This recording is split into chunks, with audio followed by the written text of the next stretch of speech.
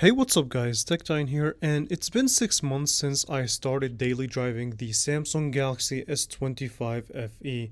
Now, I'm not an everyday user, I am a casual user, but as a power user that uses their phones mainly to edit pictures, take videos, and run productivity app, heavy multitasking, and things like that, the S25 FE to me is definitely a solid mid-range device. So let's have a conversation.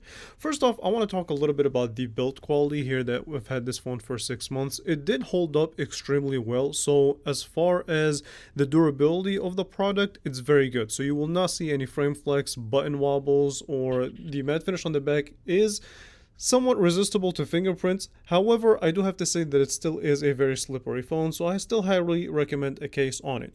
But the build quality is premium enough where Samsung didn't really cut too much corners to make this phone feel as much of a flagship as they can possibly make it to be for the price. And speaking of which, this phone's MSRP is around $649. You can get it for cheaper now. I think you can find it pre-owned or refurbished for around $399. But if you do want to get it directly through Samsung, it still is the same MSRP at $649. So keep that in mind.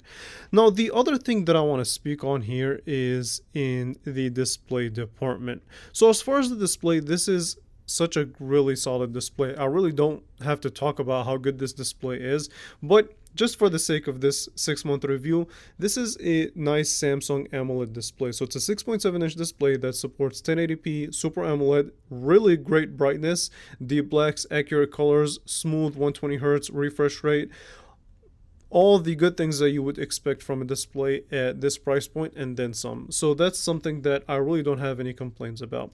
And as far as the burn-in issues, 6 months later, I really haven't seen any problems with the screen, and Samsung have consistently been improving their display technology. So the longevity of this display is going to be really good from experience.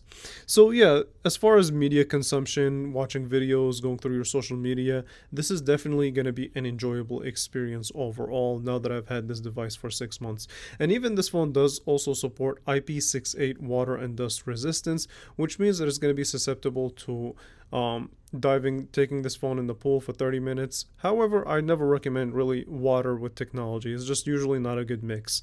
Okay, so the next conversation that I want to speak on is in the performance a little bit. So I don't really want to get too technical, but if you focus on the everyday tasks, this phone's gonna fly. I mean, it's really fast, very consistent as far as that goes.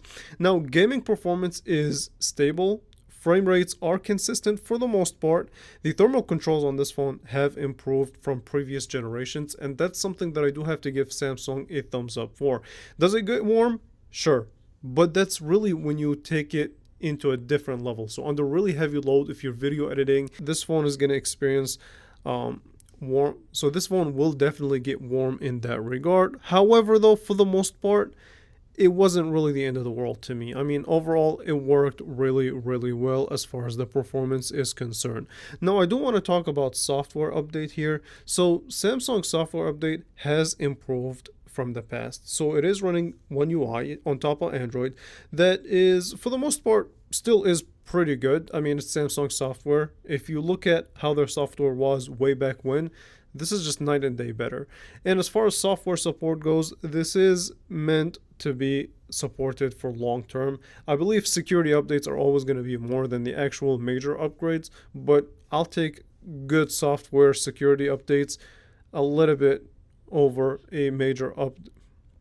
So that's also something to note. So software updates should not be a problem for the next few years. Now, the camera, as far as I'm concerned, does the job very, very well. So the camera system again is consistent, and the photos that this phone takes have decent dynamic range, punchy and decent colors, and also reliable autofocus. The portrait mode on here is also pretty decent, and the night mode is, while over exaggerates, can be dependable at times. As far as the video performance goes, this is also something where I do have to give a solid thumbs up to Samsung.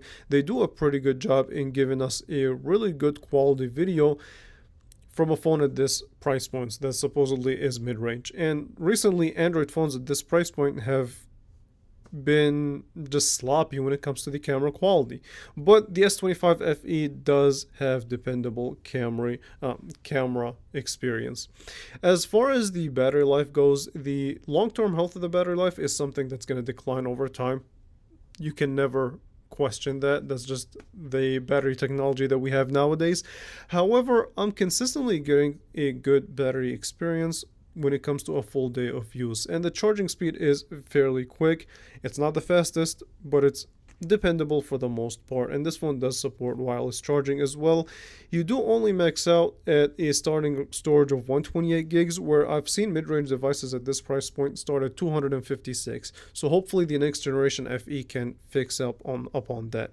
And overall though, if I'm looking at it from a final verdict 6 months later, I do have to say that this phone is consistently good. Is it perfect? No. Can you compete with other phones, or can you get something better for the similar price point? Maybe, but I feel like for the brand itself, Samsung has really put in good efforts into making this phone a solid device. The design may be a little bit boring and outdated. However, as far as the internals and the overall experience, it still is a solid one. So I will be making a part 2 where I will be talking about mainly the downsides of owning the Galaxy S25 FE. So if you're interested in that video, make sure you leave a thumbs up, make sure you subscribe, and I will catch you guys in the next one. Appreciate you all for watching. I will catch you later.